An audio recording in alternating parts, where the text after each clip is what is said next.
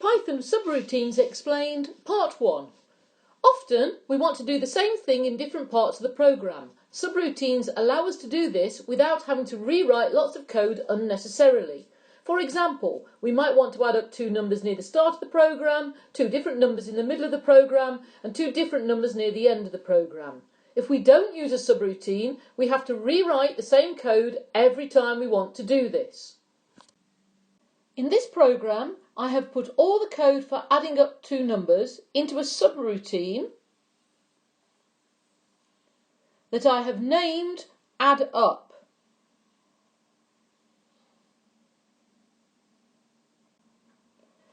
Def simply tells Python that I am making a new subroutine. The indented lines of code are what happens when the subroutine is used. There are 4 indented lines in this subroutine, so these 4 lines of code will be run whenever I choose to use this subroutine in my programme. Before we look at the code inside the subroutine, it is important we remember that a variable is a location in the computer's memory that is given a name. The programme can then store data inside that named memory location, can use data that is already stored in a named memory location, and can change data that has been stored in a named memory location. Remember, a variable is a named memory location. I am using this table to represent the computer's memory. So here is one unused memory location. Here is another one, etc. Line 1 inside my subroutine creates a new variable named num1. Then the user enters an integer which is stored inside this variable, for example 3. Line 2 inside the subroutine creates a variable named num2. Then the user enters an integer which is stored inside this variable, for example 4. Line 3 creates a new variable named total,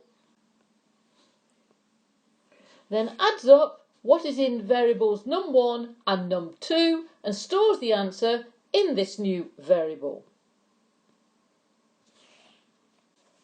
Line 4 prints out what is stored in variable num1, followed by an addition symbol, followed by what is stored in variable num2, followed by an equal symbol, followed by what is stored in variable total.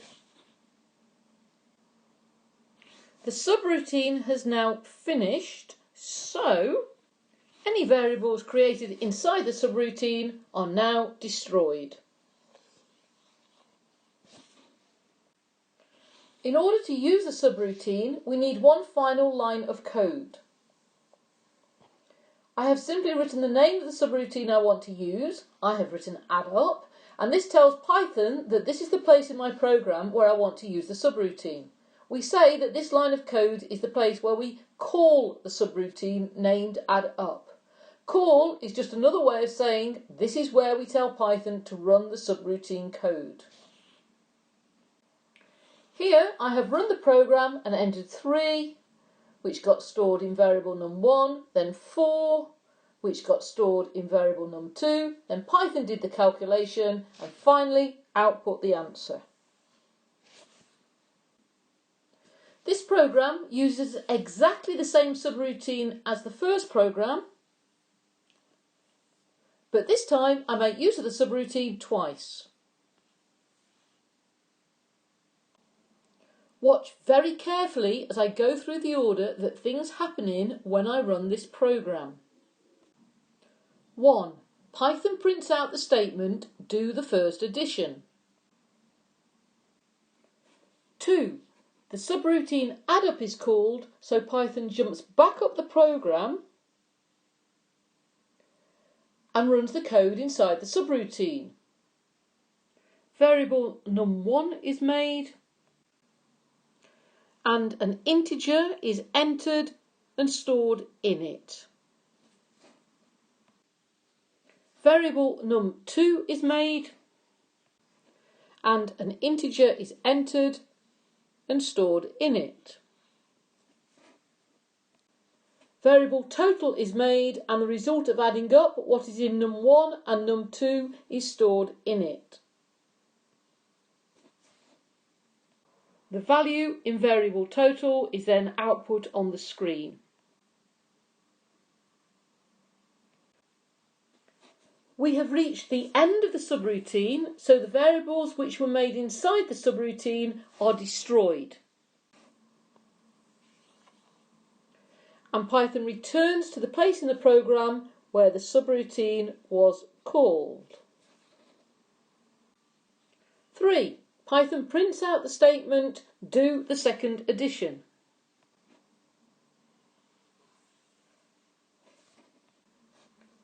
4. The subroutine add up is called, so Python jumps back up the program and runs the code inside subroutine add up for a second time.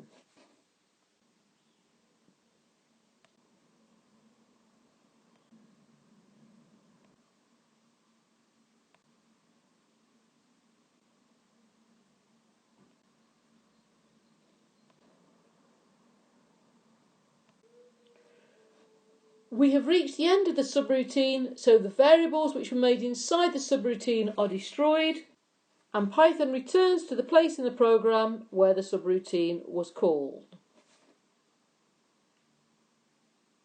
Our program is now finished. My program did 2 additions, but if I had wanted to add up more times, then all I would need to do is write the name of the subroutine, add up, at each new place in the program where I wanted it.